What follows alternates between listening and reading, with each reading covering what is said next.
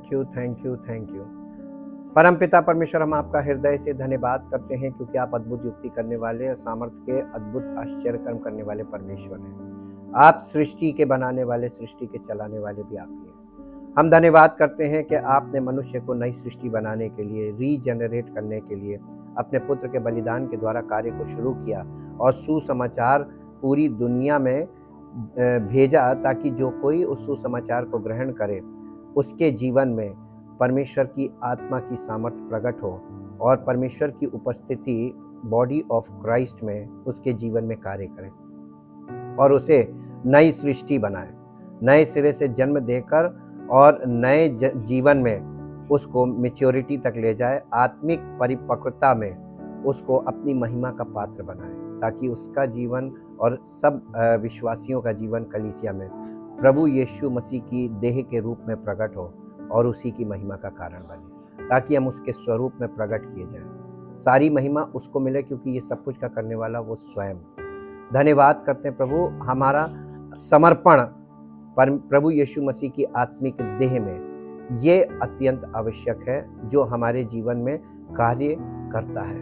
हम चाहते हैं प्रभु लोग, विश्वासी लोग इस बात को समझें और सीरियसली आकर प्रभु यीशु मसीह की आत्मिक देह में जुड़ जाएं, ताकि उसकी मृत्यु की समानता में जुटने और उसके पुनरुत्थान में के द्वारा प्रकट किए जाएं और पर प्रभु की महिमा प्रकट हो और सारी महिमा उसको मिले। धन्यवाद के साथ इस प्रार्थना को आपके इकलौते पुत्र प्रभु यीशु मसीह के नाम से मांगते हैं, आमीन। Praise the Lord. हम परमेश्वर का धन्यवाद करते हैं आज एपिसोड 15 के लिए, light of life episode 15। This union with Christ means that our unregenerate life is over, so that we do not now need to obey our old nature। यानी हम आज जिस बात को अध्ययन करेंगे वो ये है कि मसीह में जो हमारा जीवन है, इसलिए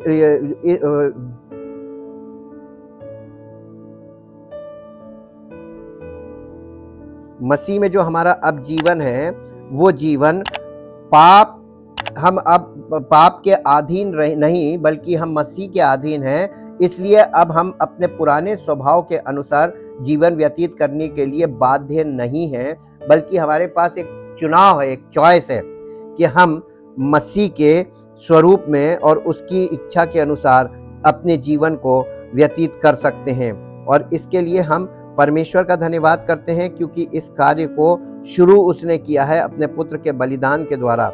और जब हम उस पर विश्वास करते हैं तो ये कार्य हमारे जीवन में शुरू हो जाता है। इसलिए हम परमेश्वर का धन्यवाद करते हैं। और मेरे साथ एक पद पढ़ें जो आपको मिलेगा, रोमियो की पत्री उसका 6 अध्याय उसका 6 और 7 पद। ये कल के भाग का दूसरा भाग यानी पार्ट 2 है। कल पार्ट 1 था, उसी का ये पार्ट 2 है। हम जानते हैं कि हमारा पुराना मनुष्यत्व उसके साथ, किसके साथ? प्रभु यीशु मसीह के साथ क्रूस पर चढ़ाया गया, ताकि पाप का शरीर व्यर्थ हो जाए और हम आगे को पाप के बंधन में, पाप की गुलामी में ना रहें, क्योंकि जो मर गया वो पाप से छूटकर, तो जैसे ही हम उसकी मृत्यु की समानता में एक हो जाते हैं, वैसे ही हम पाप से छूटकर धर्मी ठहर जाते हैं। और जैसे ही हम धर्मी ठहरते हैं, परमेश्वर का वरदान पवित्र आत्मा जोई हमारे जीवन में आ जाता है, हमारे हृदय में। और ये हमारे बॉर्न अगेन का या हमारे प्राणों के पुनरुत्थान का एक कार्य है जो होता है और अद्भुत तरीके से होता है। पॉल सेज 6:6, रोमन 6:6 यानी रोमियो की पत्री 6 अध्याय के 6 पद में पौलुस कहता है, our old self was crucified with him. यानी हमारा पुराना मनुष्यत्व यीशु मसीह के साथ क्रूसिफाई हो गया। हमारा पुराना मनुष्यत्व क्या है? आदम का स्वभाव, ये Adamic nature, this is our old self, यानी ये हमारा पुराना मनुष्यत्व है। In order that our body of sin might be done away with, ताकि हमारा ये शरीर जो उस स्वभाव के कारण पाप की लालसा करता है और पाप इसके द्वारा होता रहता है, इससे हम छूट जाएं। Things get confusing here in light of other text where Paul talks about the old man and the new man. यानी हम इन बातों को जब पढ़ते हैं बाइबल में और सुनते हैं तो हमें बहुत कंफ्यूजन लगता है कि पुराना मनुष्यत्व, नया मनुष्यत्व, और इन बातों को लेकर हम कंफ्यूज होने लगते हैं, भ्रमित होने लगते हैं। इफिसियों की पत्री 2 अध्याय और उसका 14 से 16 पद पढ़िए। क्योंकि वही मतलब यीशु मसीह हमारा मेल है, जिसने दोनों को यानी यहूदी और अन्य जाति दोनों को एक कर लिया और अलग करने वाली दीवार को जो बीच में थी ढा दिया और अपने शरीर में बैर अर्थात वो व्यवस्था जिसकी आज्ञा विधियों की रीति पर थी मिटा दिया, कि दोनों से अपने में एक नया मनुष्यत्व उत्पन्न करके मेल करा दे। किससे? परम पिता परमेश्वर से हमारा मेल करा दे। नए मनुष्यत्व के साथ हमारा मेल हो सकता है, बिना नए मनुष्यत्व के परमेश्वर पिता से हमारा मेल नहीं हो सकता है। इफिसियों ये पढ़ गया पूरा जी। और क्रूस पर बैर को नाश करके इसके द्वारा दोनों को एक देह बनाकर परमेश्वर से मिलाए। परमेश्वर से हम आत्मा में नहीं मिल सकते हैं, एक देह के द्वारा मिल सकते हैं। और जब हम प्रभु यीशु मसीह की देह अर्थात कलीसिया में नया मनुष्यत्व बना के और मसीह की आत्मिक देह में हमको पिता से मिलाएगा। इसलिए बॉडी ऑफ क्राइस्ट यानी कलीसिया का बहुत महत्वपूर्ण स्थान है और महत्व है।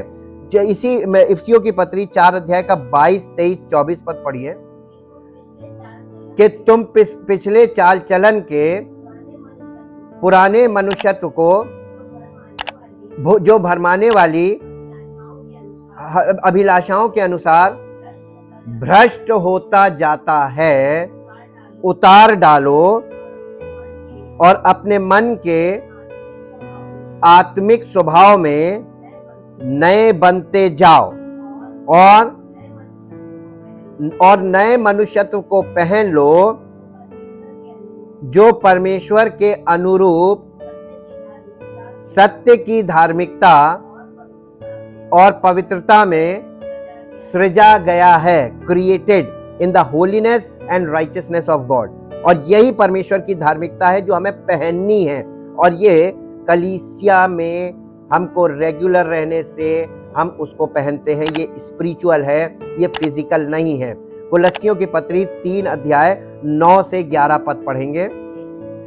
एक दूसरे से झूठ मत बोलो, क्योंकि तुमने पुराने मनुष्यत्व को उसके कामों समेत उतार डाला है और नए मनुष्यत्व को पहन लिया है, जो अपने सृजनहार के स्वरूप के अनुसार ज्ञान प्राप्त करने के लिए नया बनता जाता है। ये रिन्यूअल ऑफ माइंड होता जाता है। ये कहाँ होता है? कलीसिया में। इसीलिए कलीसिया का अंग होना, कलीसिया का एक एक्टिव मेंबर होना, ये आपके और हमारे लिए सर्वोपरि है। इसके बिना हमारे जीवन में ये कार्य ना शुरू हो सकता है और पूर्ण तो होगा ही नहीं जब शुरू ही नहीं होगा।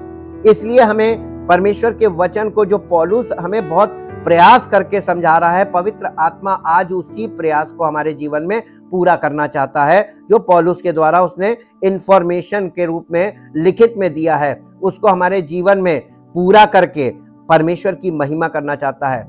And text where he tells us to put to death the deeds of the flesh, यानी जहां पे ये कहा गया है कि अपने शरीर के कामों को प्रतिदिन मारते जाओ आत्मा की सामर्थ के द्वारा। रोमियो की पत्री 8 अध्याय 12 और 13 पद पढ़िए। इसलिए हे भाइयों, हम शरीर के कर्जदार नहीं कि शरीर के अनुसार दिन काटें, क्योंकि यदि तुम शरीर के अनुसार दिन काटोगे तो मरोगे, यदि आत्मा से देह की क्रियाओं को मारोगे तो जीवित रहोगे। उल्टा चलना है, देह की क्रियाओं को मारना है। हम देह की क्रियाएं बहुत करते हैं जी। हो गया। इसके बाद कुलस्सियों की पत्री 3 अध्याय 5 पद, इसलिए अपने उन अंगों को मार डालो जो पृथ्वी पर हैं, अर्थात व्याभिचार, अशुद्धता, दुष्ट कामना, बुरी लालसा और लोभ को, जो मूर्ति पूजा के बराबर है, इसे मार दो। यानी इसके लिए अपने आप को मरा समझो। In the context here the old man represents what we were in Adam. यानी यहां पर पुराना मनुष्यत्व इस बात का प्रगटीकरण है कि हम आदम में क्या थे, और नया मनुष्यत्व कि हम अब मसीह में क्या हैं। ये अंतर को प्रकट करता है। रिप्रेजेंट रोमियो की पत्री 5 अध्याय का 12 से 19 घर में पढ़िएगा, आपको वहां पे पता चलेगा कि हम आदम में क्या थे। We are no longer in Adam. अब हम आदम में नहीं है। जब हमने यीशु मसीह पर विश्वास कर लिया, उसके बलिदान को ग्रहण कर लिया और कलीसिया का हिस्सा बन गए, अब हम आदम में नहीं है, but now we are in Christ. जब आप कलीसिया का अंग बन जाते हैं तो अब आप मसीह में हैं, और आप मसीह में हैं तो आपकी नई आइडेंटिटी और नया स्वभाव, नया मनुष्यत्व आपके जीवन में होना चाहिए। हु इज आवर लाइफ, हम मसीह में हैं जो हमारा जीवन है। और हु इज आवर लाइफ, कुलस्सियों की पत्री 3 अध्याय उसका 4 पद, जब मसीह जो हमारा जीवन है प्रकट होगा, तब तुम भी उसके साथ महिमा सहित प्रकट किए जाओगे। ये हमारे लिए प्रॉमिस है उसका। So when Paul says that our old man was crucified with him, जब पौलुस ये कहता है कि हमारा पुराना मनुष्य तो उसके साथ क्रूस पर चढ़ा दिया गया, he means that what we were before we were saved died with Christ. तो अब हम मसीह में बचा लिए गए हैं और हम पापों के लिए मर चुके हैं, डाइड विथ क्राइस्ट, और हम मसीह के साथ मर चुके हैं। There is a complete severance between what we were under the reign of sin and death in Adam. तो हम अब इस बात को समझ सकते हैं कि हम आदम में क्या थे और पाप के और मृत्यु के वश में थे जब हम आदम में थे, and what we have become under the reign of grace to eternal life in Christ. और अब हम मसीह के अनुग्रह से अनंत जीवन के वारिस हो गए हैं मसीह में। Our old life has ended as crucified implies. और अब हमारा पुराना मनुष्यत्व जो है वो क्रूसिफाई होकर खत्म हो गया है, तो हमें उसको खत्म करके और नए जीवन के अनुसार, नए स्वभाव के अनुसार जीवन शुरू करने की आवश्यकता है। इसलिए the problem is, if our old man has been crucified, then where does my strong propensity towards sin come from. तो जब हमारा पुराना मनुष्यत्व, प्रश्न ये है कि जब हमारा पुराना मनुष्यत्व जो क्रूसिफाई हो चुका है, तो अब पाप की प्रभुता हम पर क्यों? जी हाँ, पाप नहीं मरा है, हम पाप के लिए मरे हैं। तो अब हमको उसके लिए, जब जिसके लिए हम मर गए हैं, उससे अपने संबंध विच्छेद करने हैं। प्रतिदिन आपको अपने स्वभाव में पाप के लिए नो और मसीह पवित्र आत्मा की बातों के लिए यस करना होगा और उसे फॉलो करना होगा। Clearly we still have an old sin nature. इसका मतलब ये कि पुनरुत्थान हमारा जब हो जाता है, आत्मिक पुनरुत्थान हमारे प्राणों का होता है, हमारे if our soul is regenerate, लेकिन पाप का स्वभाव है क्योंकि हमारे पास अभी वो पुराना शरीर है जो मांस और लहू का है, और इसलिए हमारे अंदर वो स्वभाव भी है जिसके लिए हम मर चुके हैं, लेकिन पाप अभी हम में जीवित है हमारे स्वभाव में। और अब हम मसीह में नई सृष्टि भी हैं, तो हमारे पास चॉइस है कि हम पुराने स्वभाव के अनुसार बिहेव कर रहे हैं या हम मसीह की आज्ञा का पालन कर रहे हैं। और इसीलिए यहां से ये वाली बात थोड़ी सी जटिल समझने के लिए होती है। We still have an old nature, sometimes called the flesh। और हमारे पास अभी भी यानी नए सिरे से जन्म होने के बाद या पुनरुत्थान के बाद भी हमारे अंदर पाप का स्वभाव है और वो स्टिल बना हुआ है, जिसे हम शरीर कहते हैं या फ्लैश कहते हैं इंग्लिश में। विद इन अस, वो हमारे अंदर है, that Wars against the indwelling Holi spirit. और वो हमारे अंदर है, हमारे मन के अंदर, हमारी आत्मा से, पवित्र आत्मा हमारी आत्मा में आ गई, हमारी आत्मा जीवित हो गई। अब हमारे अंदर विरोधाभास हो गया, हमारे अंदर मन में अंतर्द्वंद चलता है कि हम क्या करें और क्या ना करें। इसका कारण है कि हम पाप से छूट गए हैं और अभी हम पूरी तरीके से मसीह में परिपक्व नहीं हुए हैं। इसलिए हमारा पुराना जो स्वभाव है वो बार बार हमें आत्मिक स्वभाव में निर्णय लेने में कंफ्यूजन पैदा करता है, क्योंकि वो हमें अपनी ओर खींचता है। इसीलिए गलातियों की पत्री उसके 5 अध्याय के 17 पद में क्या कहा पौलुस ने, पढ़ दें। क्योंकि शरीर आत्मा के विरोध में और आत्मा शरीर के विरोध में, इसका मतलब हमारे अंदर 2 लालसाएं चलती हैं, एक शारीरिक और एक आत्मिक। और शरीर आत्मा के विरोध में और आत्मा शरीर के विरोध में, तो विरोधाभास हमारे अंदर आ गया। और ये परमेश्वर की ओर से इसलिए किया गया है ताकि तुम जो करना चाहो वो ना कर सको जी। और ये एक दूसरे के विरोधी हैं। और ये कहां है? हमारे अंदर है। हमारा पुराना स्वभाव पाप का, हम उसके लिए हम मरे हैं, लेकिन पाप जिंदा है।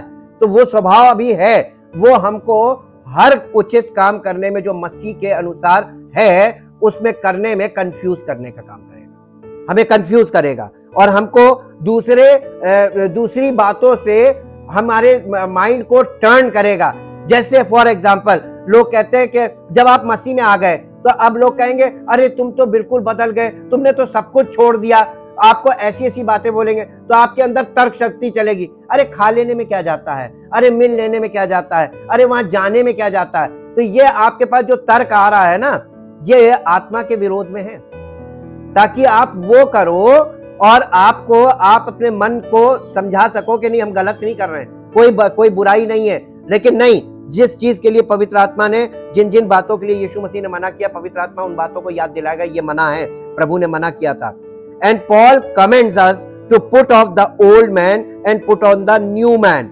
इफिसियों की पत्री 4 अध्याय के 22, 23, 24 में पौलुस इस बात को हमें इस बात के लिए प्रेरित कर रहा है पवित्र आत्मा की सामर्थ में होकर कि हम अपने पुराने मनुष्यत्व के लिए मरे, पापों के लिए मरे, ताकि हमारा पुराना मनुष्यत्व उसको हमें निष्क्रिय करना है पवित्र आत्मा की सामर्थ के द्वारा। और ये सामर्थ आपको मिलेगी कैसे? ये आपको मिलेगी जब आप बॉडी ऑफ क्राइस्ट में आएंगे, यहाँ पिता पुत्र पवित्र आत्मा परमेश्वर की उपस्थिति में आएंगे। तो परमेश्वर की उपस्थिति में आने से आपको सामर्थ मिलती है और वचन के द्वारा आपको उभारा जाता है, एनकरेज किया जाता है और सत्य आपके अंदर स्थापित किया जाता है, ताकि जब आप अपने घर में जाएं, अपने व्यक्तिगत जीवन में जाएं, तो आप प्रभु की इस बात को मानने के लिए पवित्र आत्मा से सामर्थ प्राप्त करें और अपने उस पुराने स्वभाव पे जयवंत होना शुरू करें। और जैसे जैसे आप जयवंत होने लगते हैं, आप स्पिरिचुअली मैच्योर होने लगते हैं। Thank you Jesus, thank you Jesus. परम पिता परमेश्वर, हम आपका हृदय से धन्यवाद करते हैं। आपने जो योजना हमारे लिए बनाई है, उस योजना में हमें जो करना है वो हमें समझाया जा रहा है। पवित्र आत्मा पौलुस के द्वारा वचन में हमको यही बातें सिखा रहा है, ताकि हमारा पार्टिसिपेशन उद्धार पाने में हो और परमेश्वर हमारे उस जिज्ञासा को, हमारे उस प्रयास को जो हम परमेश्वर के लिए करते हैं, उस परिश्रम को, क्योंकि पौलुस ने कहा कि प्रभु में तुम्हारा परिश्रम कभी व्यर्थ नहीं होगा। जब हम कलीसिया में आने के लिए परिश्रम करते हैं और कंटिन्यूअसली कलीसिया में आते रहने के लिए परिश्रम करना पड़ता है, प्रयास करना पड़ता है, समय निकालना पड़ता है और शरीर को और मन को तैयार करना पड़ता है ताकि हम परमेश्वर की उपस्थिति में जाकर उसके द्वारा वो छुटकारा जो परमेश्वर हमें दे रहा है उसे प्राप्त करें और नियमित तौर पर कलीसिया में उपस्थित होते हुए इस छुटकारे को अपने जीवन में पूरा करते हुए आगे बढ़ें, ताकि हम सब का जीवन परमेश्वर की महिमा का कारण हो और हम नई सृष्टि के द्वारा इस संसार में प्रकट किए जाएं, ताकि हम सब का जीवन प्रभु यीशु मसीह के सदृश प्रकट हो और सारी महिमा परमेश्वर को मिले। धन्यवाद करते पिता परमेश्वर, आपने अद्भुत कार्य किया है और ये आपके अलावा और कोई कर भी नहीं सकता। जब हम आपके इस योजना का हिस्सा बन जाते हैं तो हमें मालूम है कि जो कार्य आप हमारे जीवन में शुरू करते हैं उसे पूर्ण करते हैं, क्योंकि आपका कोई काम आज तक अधूरा नहीं है। हम धन्यवाद करते चाहते पिता परमेश्वर, आज जितने लोग इस वचन को सुन रहे हैं उनको पवित्र आत्मा उभारे, ताकि वो कलीसिया में आकर इस अपने आप को समर्पित करें और नियमित तौर पर आकर उद्धार को अपने जीवन में पूरी तरीके से प्राप्त करें और देह प्राण आत्मा में उद्धार का कार्य उनके जीवन में पूरा हो, ताकि परमेश्वर पिता की महिमा प्रभु यीशु मसीह की देह के कार्य के द्वारा सबके सामने प्रकट हो और परमेश्वर का नाम महिमा पाए। धन्यवाद के साथ इस प्रार्थना को आपके इकलौते पुत्र प्रभु यीशु मसीह के नाम से मांगते हैं, आमीन। एक बात याद रखिएगा, सब्सक्राइब करना ना भूलिएगा, बेल और आइकन दबाएं, लाइक एंड शेयर ये करना ना भूलिएगा। एक दूसरे को उत्साहित करें ताकि परमेश्वर के वचन की सच्चाई दूर तक पहुंचे और उसमें आपका भी एक भाग हो, हिस्सा हो कि आप परमेश्वर के वचन को फैलाने में सहयोगी बन रहे हैं, ताकि सारी महिमा उसको मिले और आपको बड़ी आशीष मिले। Praise the Lord.